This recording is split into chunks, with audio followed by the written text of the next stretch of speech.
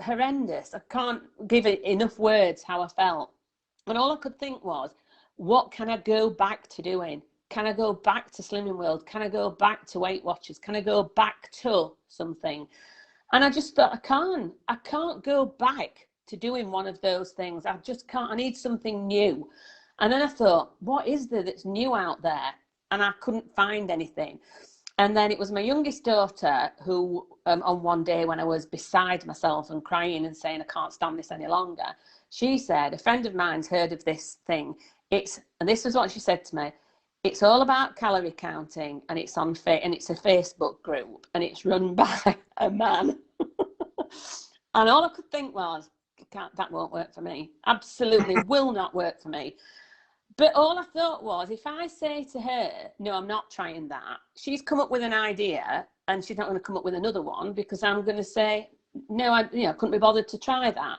So I almost felt as if I'll pay lip service to it. I'll tell her that I've had a go at it and it's not for me, and I thought it wasn't for me, and therefore I'm right, but I'll give it a go.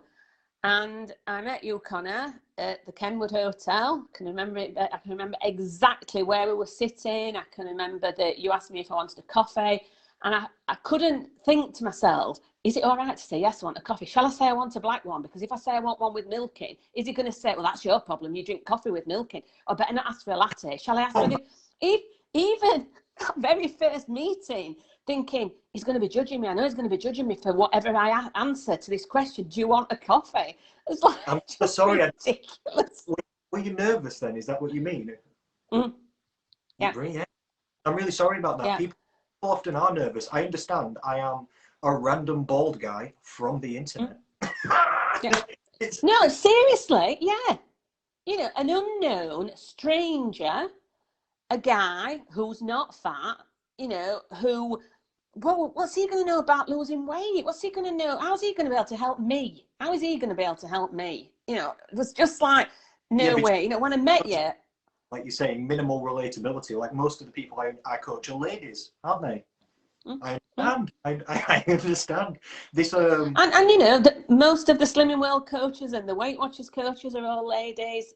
So you're used to meeting like for like, meeting somebody like you. Somebody who's had a weight problem, somebody who's a woman, somebody who's whatever. And suddenly, as you said, there is this young, slim, bold guy who's a complete stranger. I'm thinking, even worse. Now I've met him. Even worse. I agree. Can I say as well that I also used to have anxiety about this, and one of my previous mentors, a guy called Chris Burgess, I asked him about this. I was going to make, the first time I decided to make an online program, my original idea was to make it male only for men and aim it at men, because I thought, what woman's going to sign up with me? And he said to me, to be fair, don't be stupid. He said, no, he said to me, it's not about you. It's not about you. It's about who you can help. So if you can help these people, then you have to go do it. And I was like, all right then. And he was right. He was right. But I do understand what you mean. And it's coming to talk about emotional things as well, difficult things. And I understand people's skepticism as well, because they've heard this spiel from people like me before in the past, especially on the internet. And your brain predicts what's going to happen in the future based on past experiences. Absolutely. And in the past you've tried has not gone well. Of course, I don't blame you for thinking this. I don't blame anyone for thinking this one's not going to go well either. But also, every single slimming club, if you want to call it that exists, you have to go every week. You go somewhere every week. So you go to that room, whether it's in a church hall, whether it's in a doctor's, wherever it is, you go every week. And you go and you get weighed and you have a discussion or a meeting or whatever you want to call it. And when you were sort of like, no, we don't meet up. Well, you can if you want, but we don't really, I'm thinking, well, what am I paying for then? What am I paying for? I'm paying money to weigh myself at home, to eat what I've decided to eat, to count my own calories. Well, it's just like a rip-off. And then thinking, well, and then I'm going to give this guy my bank details. I'm going to take money out of my bank account every month or whatever. This is dodgy. Well, dodgy. But you know what I mean? Yeah, I know exactly what you mean, and I do try to alleviate these things as much as I can. That is why I used to love meeting people in person for the actual consultation, like we met, so that you can see that I'm an actual real person. You can see that I'm normal. I'm not reading from a script, and I would always make it in a public place, because like either a hotel around or a cafe, so that you don't have to come. I don't know, just me and you meet at an office. That could be even more insidious. I don't take notes, because that makes people look nervous as well. If everything you say, I go, and then you're thinking, what's he writing on there? What's he writing? Yeah. Honestly, yeah. That's also why I have the 2-week free trial as well. Yeah. Because then I try and just make it like, look, if you don't, you can just see if you want. You can just see if you like it. Yeah. Not everybody will, but. Yeah. So then I joined and came away from that meeting thinking, I enjoyed the meeting. He seemed like a nice guy. Completely do not understand it at all. Do not understand how he's sort of said, bye then, and I'm on my own now.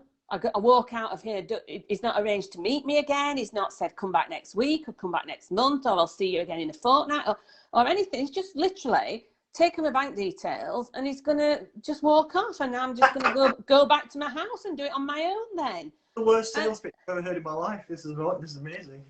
But but I'm sure I can't be the only one who's felt like that and just walked away and thought, what is this all about?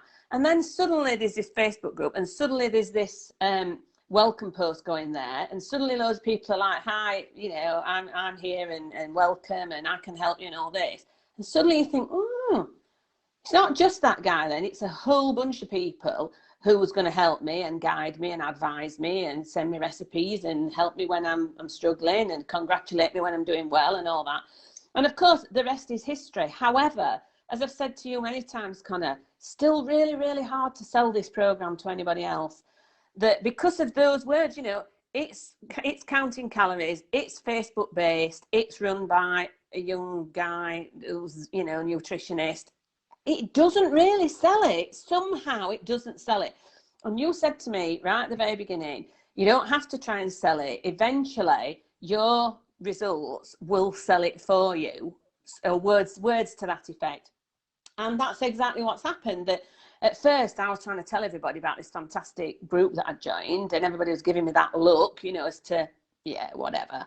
And then suddenly, 18 months down the line and 3.5 stone later, and 6 people that I know are now part of this group, because they've sort of said, what is it that you're doing again, and how does it work? And when you say it again, people think, I still don't really understand it, but it seems to have worked for her. She seems to have done all right on it, and I trust her, or I know that she's never really succeeded at anything before, and therefore if she can do it, then I'm sure that I can do it.